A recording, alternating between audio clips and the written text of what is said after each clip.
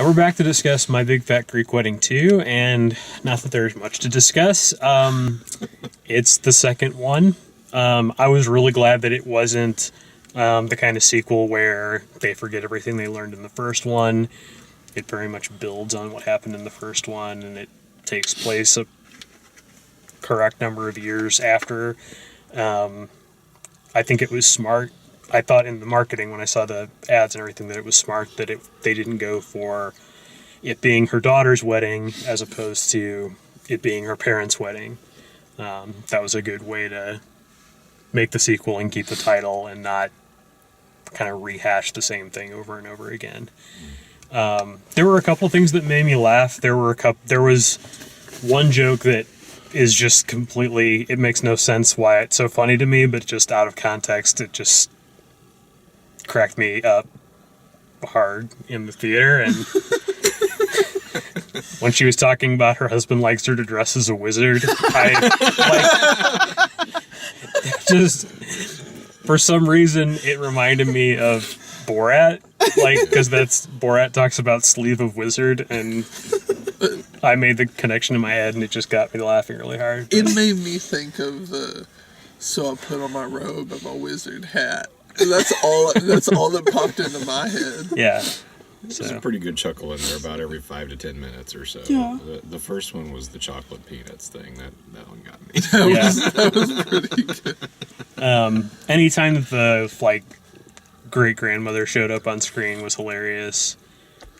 I thought that every time they put her on there, she was really funny. Mm-hmm. Just the silent. She was used appropriately throughout the movie, like when they were in the car and they were making out, and then she's in their lingerie, just dancing in the middle of the street. That was amazing. I don't know of any other way that could have been done, throughout the movie that would have been would have made it any better. I was really afraid they were going to take the typical comedy sequel thing and just beef it up to over the top, and they really didn't.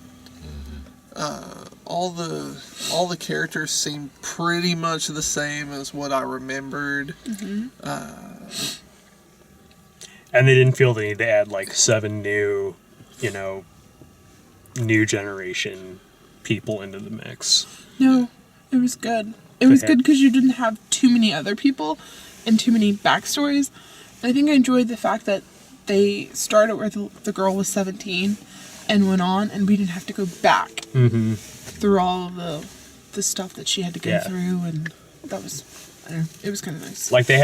There weren't any other kids that were in the family that were really her age. They were all kind of younger or kind of not in the picture, and the ones that were younger were all just already telling you how every word was Greek, and that was the joke, and that really worked well, I thought. Yeah. But why, outside of his Greek yogurt commercials, why was John Stamos in this movie? Stamos is a Greek name.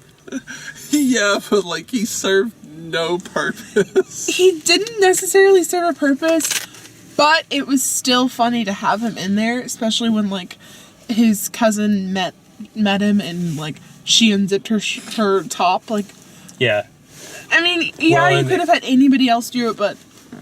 And my guess is that he wanted a cameo, and Rita Wilson wanted to be in the movie somewhere because she was a part of the first one. So. Yeah, and Tom Hanks was a producer on this one. Yeah, they were both producers on the last one. Playtone is their company. Oh, the more you know. Don't overthink it. I mean, that's the whole motto with this movie. Is don't overthink it. It's just. It is what it is. It was very enjoyable. It's just fine. It's good. Yeah. So, yeah. Go see it. My Big Fat Greek Wedding 2. If you like the way we do these, please like the video, subscribe, check out all the written and video reviews at DaleMaxfield.com, and thanks for watching.